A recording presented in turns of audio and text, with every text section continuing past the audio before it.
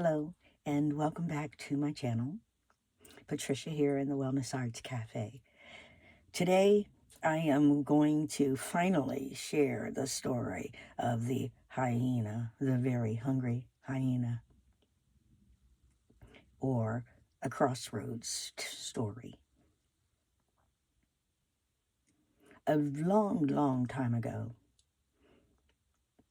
there was a very hungry hyena walking down a road, and as it walked, it became hungrier and hungrier and kept thinking, oh, I'm just like, I can't wait until I find the perfect thing to eat. And after a while, the hyena started to smell some really good smells on the air. And so he quickened his pace and he went towards those smells. And he was led to a crossroads. And so he went first down one side of the road, down one road.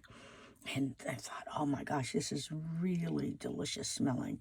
And then he remembered the wonderful smells he'd had coming from the other side. So he ran back down the path, crossed over to the other side, and began walking down that lane and thinking, I am really going to feast tonight.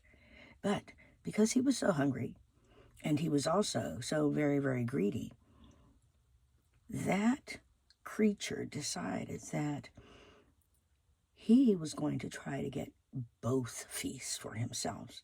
So he ran all the way back down the path and straddling with one foot on one side and the other foot on the other side, that hyena began walking and walking and walking and walking down that path.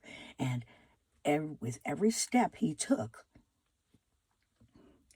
his gait became wider and wider and wider until his legs were so far apart that he could barely, keep his torso up.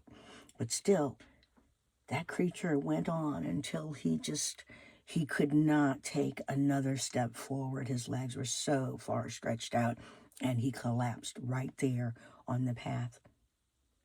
Well, others had been watching this really hungry creature as he went down the road, and they ran up to him, picked him up, and said to him, you listen here, you greedy creature, you greedy hyena. You've got to leave our town. We don't want any of you. And they ran down a different path, and they dropped him in the middle of the road, saying, leave and do not return. Well, of course, the hyena did not get either of those feasts. It was so interested in getting everything that it lost everything.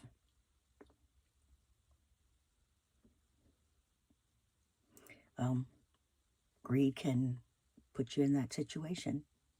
And now I am going to look at the angel cards that I showed a previous time. And these are angel meditation cards. And I'll show you the back again. Here we are. And now I'm going to shuffle them. And I hope that you guys are keeping a positive focus even in the middle of all of the chaos that we are experiencing. It's really important that we keep our centers, because this is what we've got. We've got ourselves, and we've got all the other people out there who are also keeping their centers and staying balanced. And so, one card jumped out, and I put it back, and the next time a card jumps out, I will not put it back. I will keep that card. And so I am asking for what angel would be of benefit to anyone who comes here and hears my story and then comes this far and, well, something that's beneficial to everybody. Ooh, interesting. This is the card we're getting, the Angel of Adventure. Well, yes, I'd say that we are having a big adventure right now. For me, I prefer more pleasant adventures rather than ones that create lots of chaos and potential harm to people. So I'm looking for something else. And this card reads, everything in my life leads me to be near to God. When adventure comes, it is an invitation to open the way to what is new. Adventuring is a kind of permission we give ourselves to cross the frontier between the known and the unknown. Soul-sized adventure is a journey towards priceless treasures. And thinking of this adventure, I've seen a number of intuitives speaking about this adventure that we're having, is chaotic as it is really about us as a collective energy and what we want truly going forward, whether we want to be more than we have ever been or whether we want to become the less that we once were in our past. And so many are saying we choose uplift. We choose love, kindness, respect, and that is what we're holding in our hearts.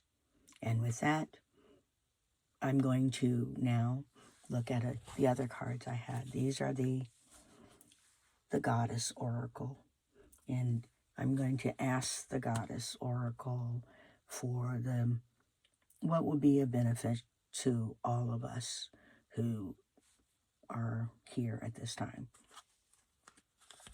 And before beginning, I did stop and I did call in my guides, my angels, and any positive, supportive energy that wants to be here, for us, with us.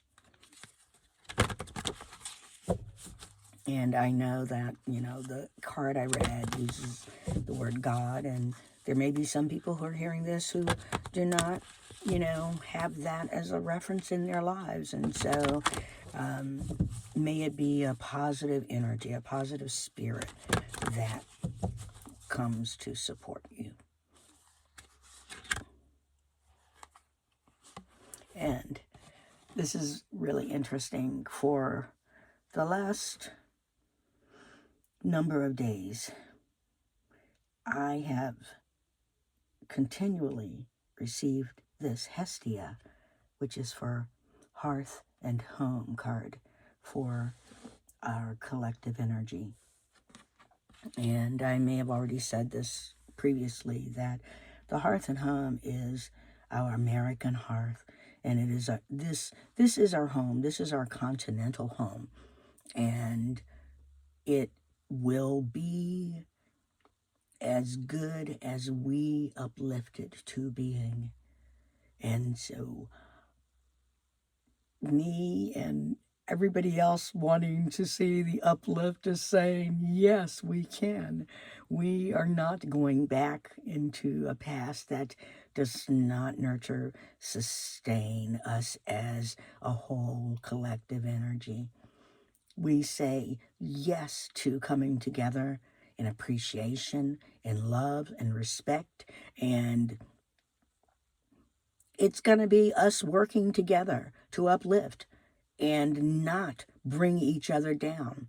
It is up to each of us to say no to any and everything that wants to separate and divide us into groups, because we're actually all pretty awesome together. And I hope that people get that into their minds, that we together are superb. And otherwise, we're just a fractured bit of chaos. And so I'm saying, well, I keep saying that, may we go for the uplift. May we believe in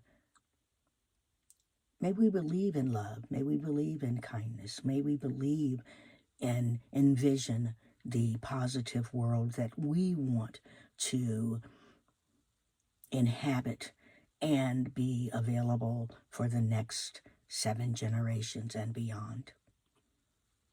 Thank you for listening, and I will appreciate your thumbs up, and please subscribe, and also leave me a question, leave some comments. Those are really appreciated, and I will get back with you. Thank you very much.